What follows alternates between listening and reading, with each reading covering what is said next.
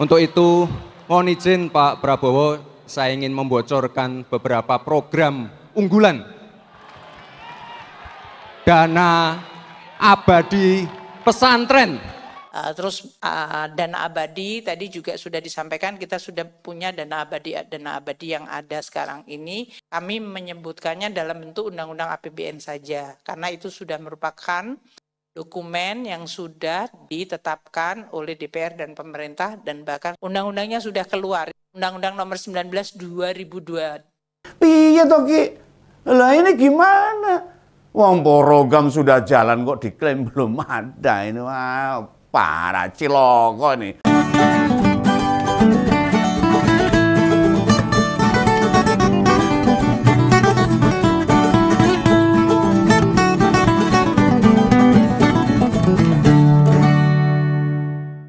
Halo, ketemu lagi dengan Om Begawan. Jangan kurangi bahagia Anda. Tetap di Ngompol Ngopini Politik.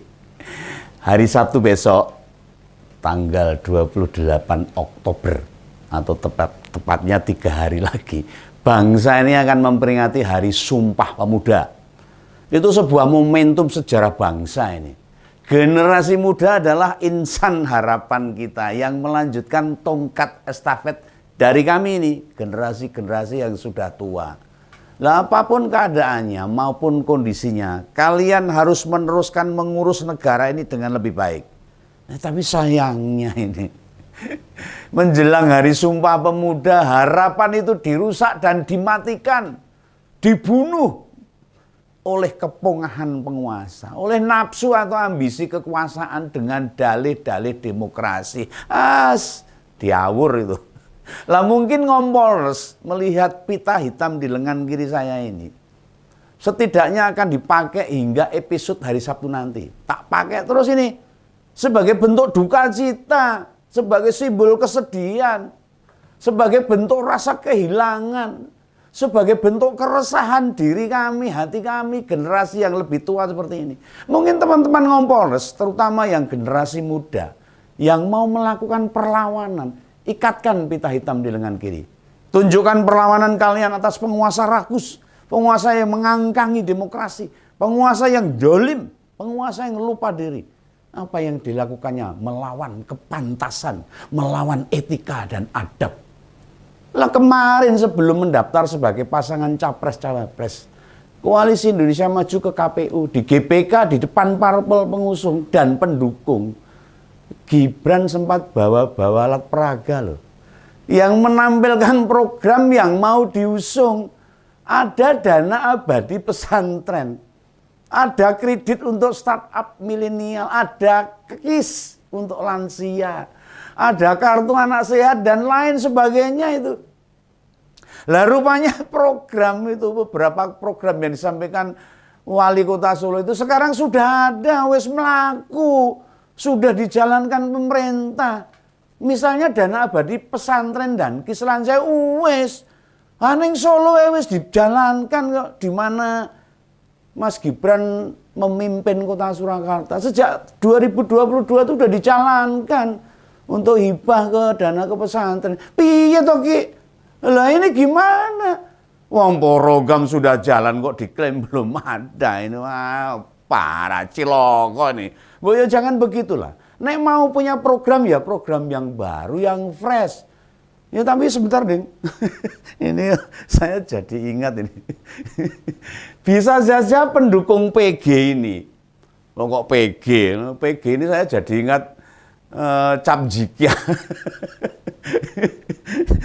Itu keinget zaman judi itu ada nama PG itu. Nah nanti tak kritik gini alasan para pendukung kalau itu programnya Jokowi ya berarti kan programnya Gibran, mesti ngomongnya gitu pendukungnya. Lah kan dia anaknya.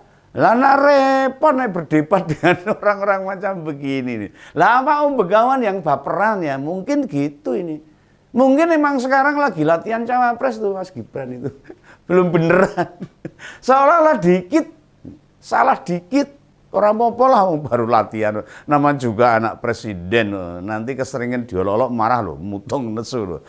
Nyamari ini. Nah, di pembukaan tadi, Baru saja tak singgung toh soal Sumpah Pemuda tentang generasi penerus.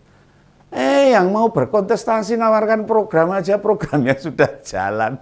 Saya wis melaku, diomongke meneh nih lho. Bapak penjenengan lah presiden loh Mas. Mbok sebelum pamer-pamer program itu WA dulu ke menterinya Bapak.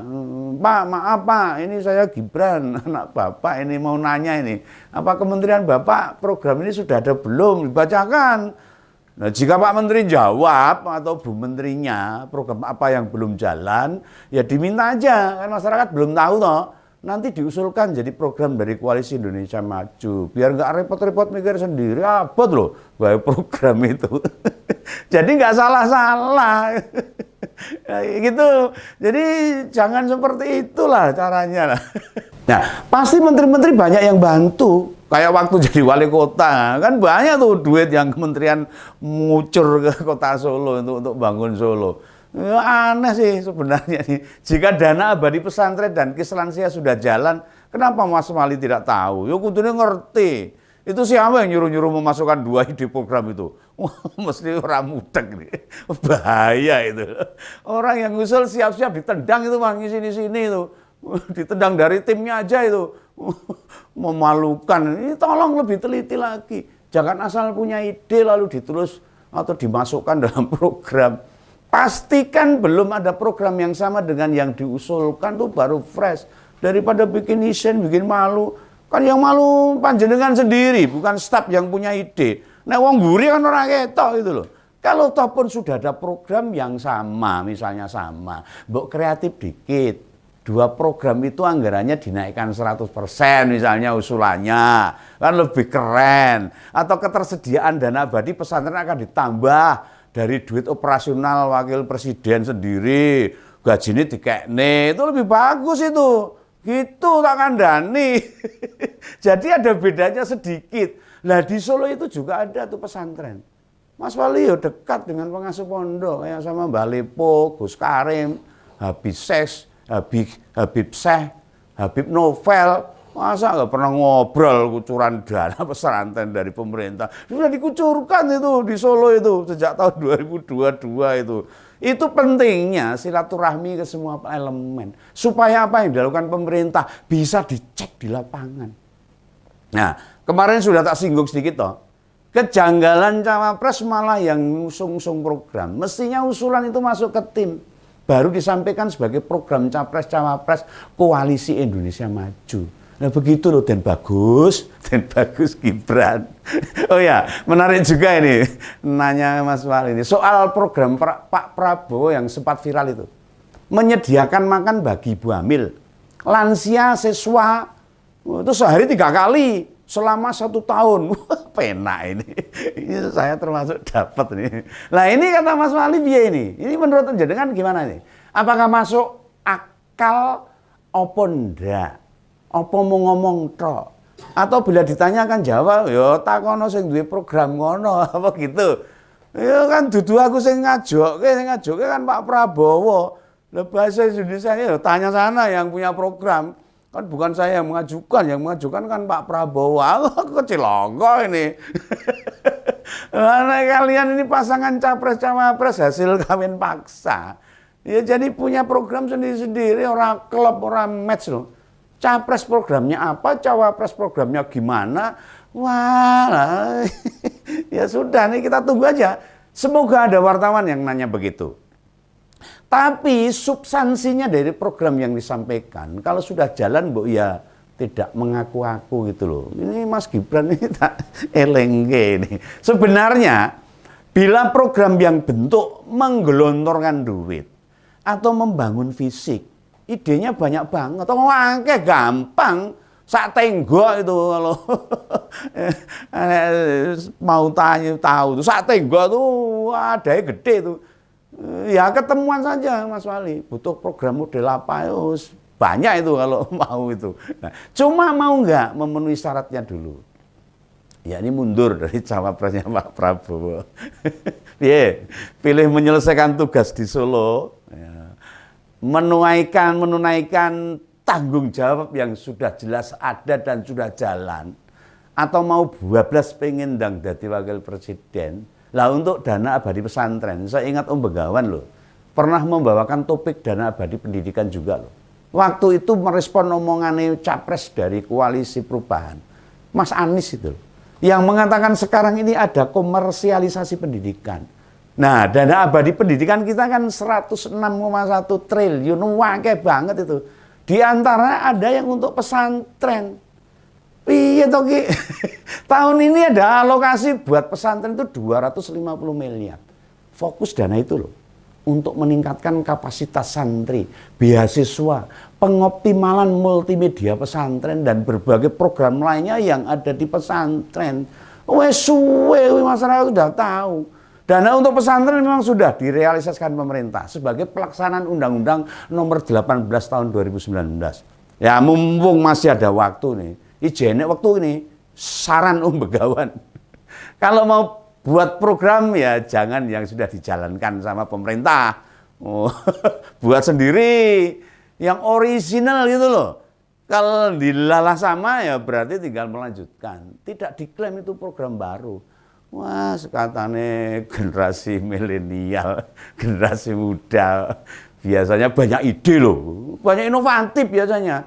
Masa nyontek, rakeren blas itu. Mengerikan sekali ini, bila masih muda, turun dalam kontestasi di Pilpres, programnya memaparkan yang sudah jalan. Ini apa Mas Gibran gak bisa ide nih, mengumyak, dorong-dorong, kakean manuver ya, waktu nyusun program ini dadaan, ujuk-ujuk gitu, atau yang disuruh buat program bukan ahlinya, ngawur jadinya. Lah ngompolers setelah ini terbuka, akankah cawapres Koalisi Indonesia Maju lebih hati-hati dalam melangkah? Ya ini monggo, ini saya ingatkan ini.